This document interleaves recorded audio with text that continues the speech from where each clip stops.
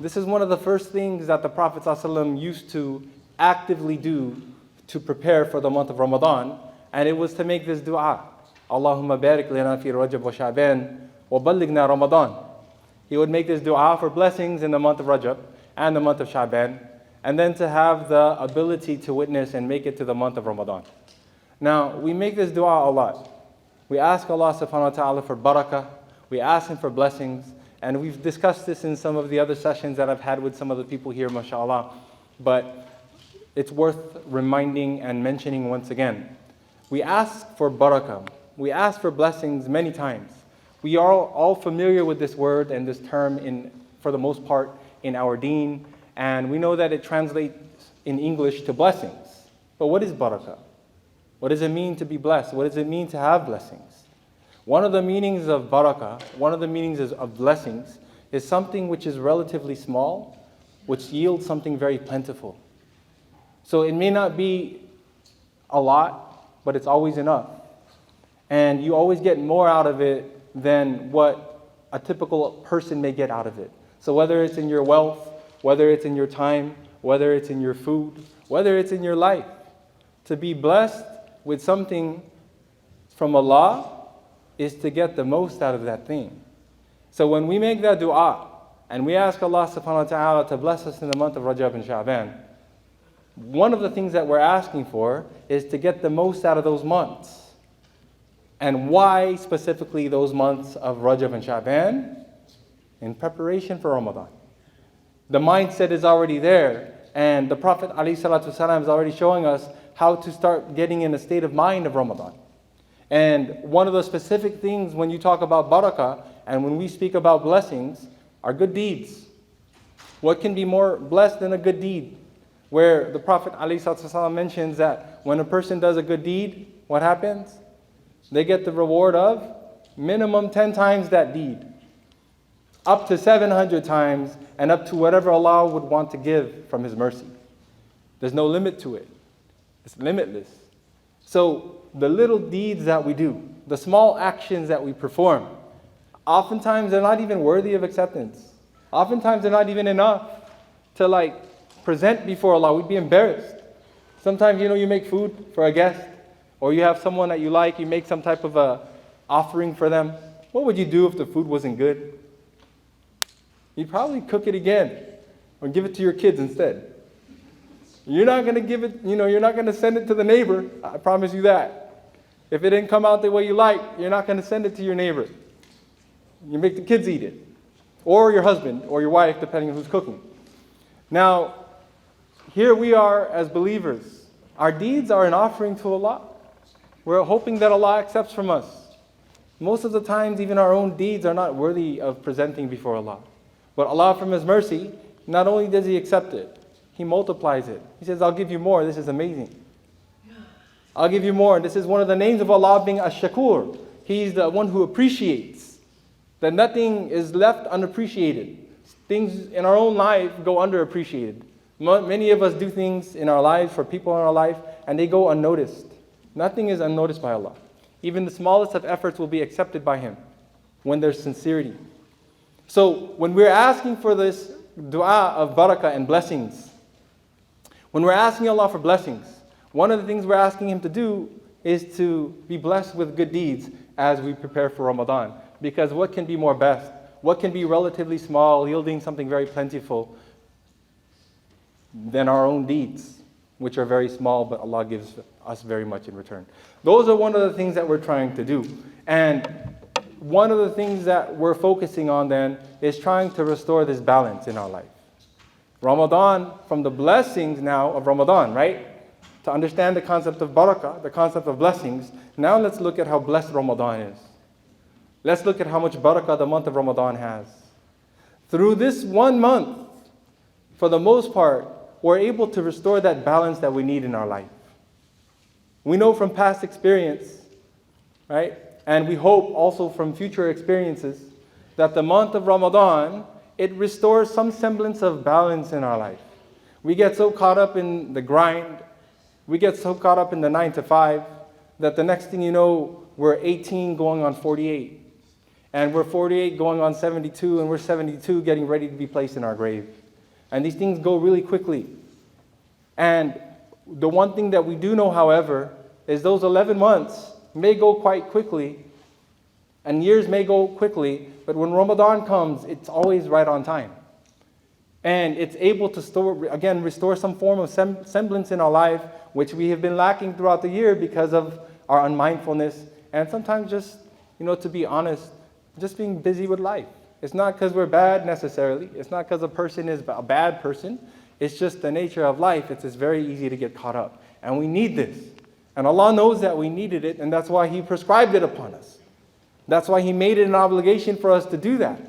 So even people who might feel like somehow this is too difficult, or somehow this is too overwhelming, it's usually due to a lack of understanding that who is the one prescribing it on us?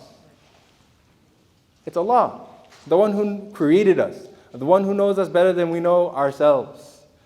And the one who created us and the one who knows us better than we know ourselves knows what will be best for us.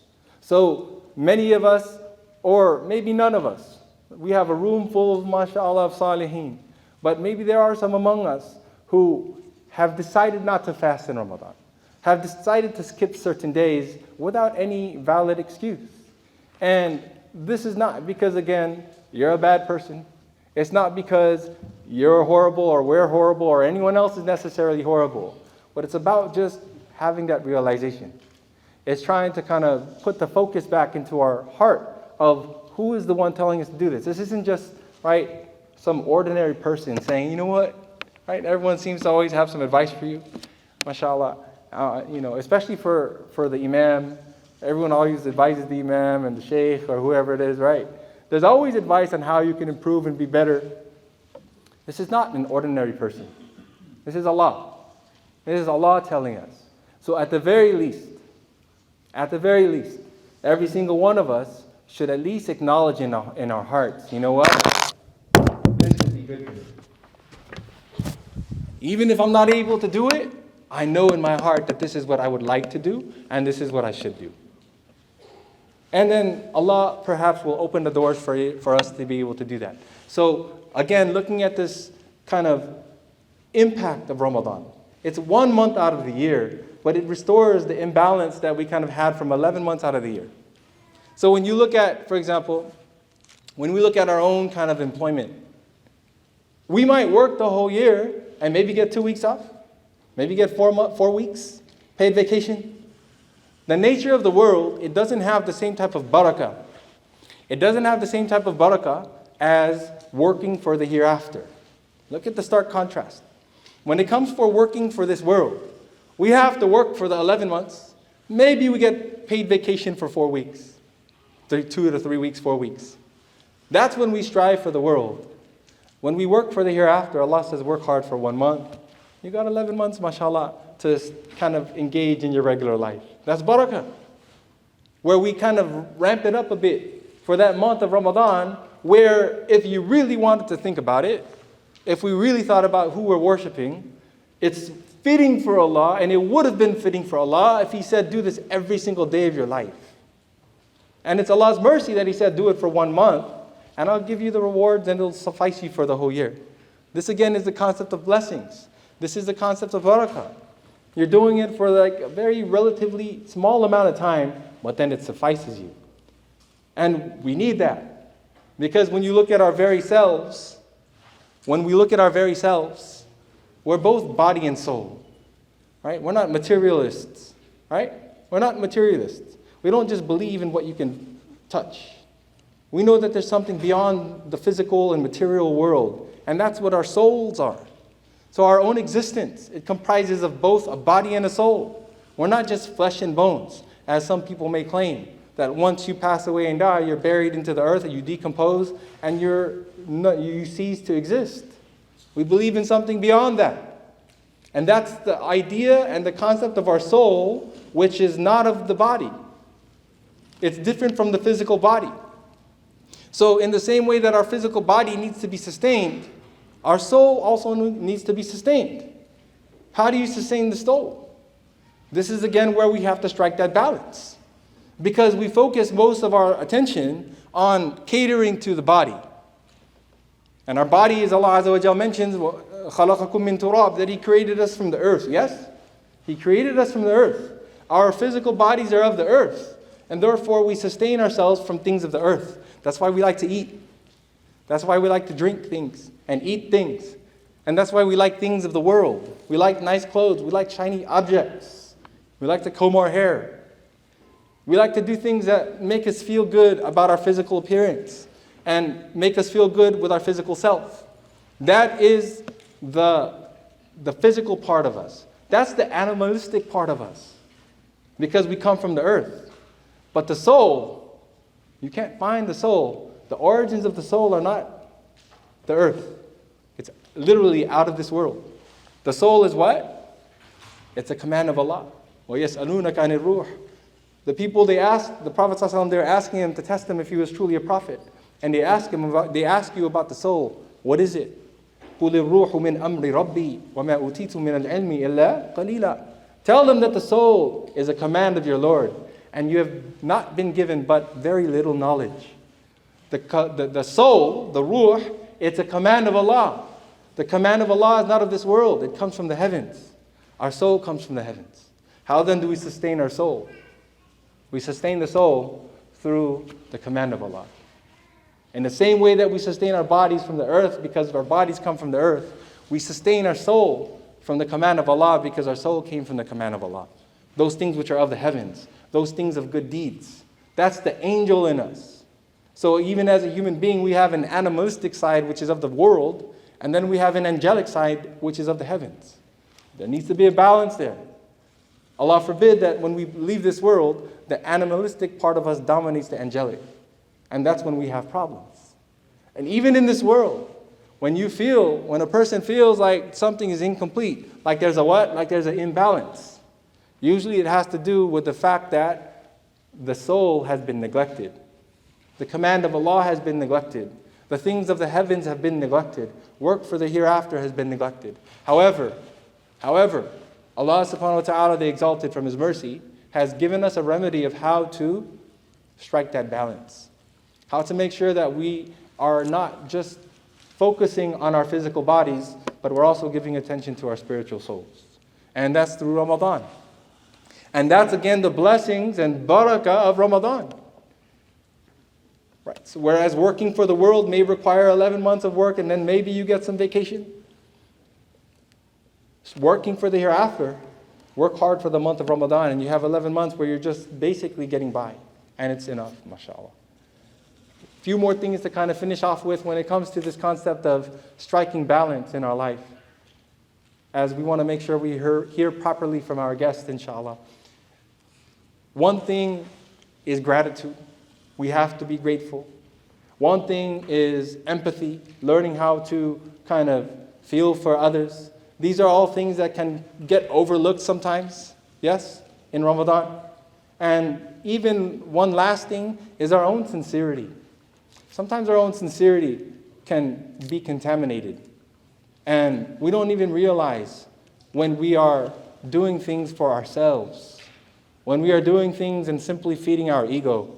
The ego is a very subtle thing that exists in us, and it's a bottomless pit. It's a beast which has no limit to its appetite. And even sometimes when we think we're doing good, we may actually be doing bad because we're actually just feeding our ego. And this is what the Prophet ﷺ, once he went into a gathering where companions were having a discussion about what? They were having a conversation and discussion about Al-Masih ad-Dajjal, about the Antichrist, right? The false Christ, the imposter. Dajjal literally means an imposter. The Prophet ﷺ, he mentioned to them and said, "Shall I tell you something which is more fearful and frightening to me than even the Dajjal?" He said, "Ashirkul khafi." It's the hidden and subtle association and shirk that a person has in their heart when they pray and they think about who's watching them while they pray. Or when they do any other good deed for that matter, and they are thinking about who is seeing me do that good deed. Who's watching me while I do this good deed? Who is aware of the good deed that I did? Now, when we talk about, again, Ramadan restoring that balance, what is something that we know about fasting? That it's one of the most sincere acts of worships that you can do. When you fast for Allah, no one knows that you fasted except for you. Right? Yes, you show up to the masjid and you're all there and you might say, well, everyone knows I'm fasting. Well, that's if you're actually fasting. It's very easy to kind of sneak in a Twinkie. It's very easy to sneak in last night's leftover biryani when no one is looking. It's very easy to sneak in an Oreo cookie. It's very easy to do that. When you make it from morning to evening or from the break of dawn until sunset, and you break that fast at the sufra, at the table spread, have hope in Allah that Allah blessed you with a very sincere act. Because no one knows that you fasted except for Allah. It was very easy at any point during the day for you to break your fast. And then if you're steadfast with that, and then you do that for 30 days, this is restoring some level of sincerity in our hearts. Whereas it's easy to kind of cheat. And then if you're doing that year in and year out, and then those who are blessed to carry it over even outside of Ramadan, this is one of the most sincere acts. And that's why the Prophet ﷺ, he mentions in the Hadith Qudsi where Allah SWT himself, Allah mentions what? As-sawmu li wa ana ajzi bi. Fasting is for me. All the other deeds, we said what? Allah will give 10 times more to 700 times more reward for whatever they do. For fasting, there's no 10 times, 700 times. For fasting, Allah subhanahu wa ta'ala, He says, it's for me, I will reward him. I will reward her. The reward will come from me, period. Enough said, right? May Allah subhanahu wa ta'ala allow us to restore that balance. This is what we need. Ramadan always comes right on time. And this is what we need in our life. May Allah subhanahu wa ta'ala give us the ability to maximize our time during this month, to realize the blessings that we have available in this month and the opportunity that is afforded to us in this month.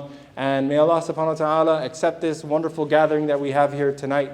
And may Allah subhanahu wa ta'ala allow us to sit with attention and focus as the rest of the speakers come and present. And may Allah ta'ala accept from all of us, our families, our communities, and the entire ummah of Sayyidina Muhammad sallallahu alaihi wasallam. Wa akhiru da'wana and alhamdulillahi rabbil alameen. Wa sallallahu ala nabiyil ummi wa baraka wa sallam bi rahmatika ya arhamar rahimin. Amin ya rabbil alameen.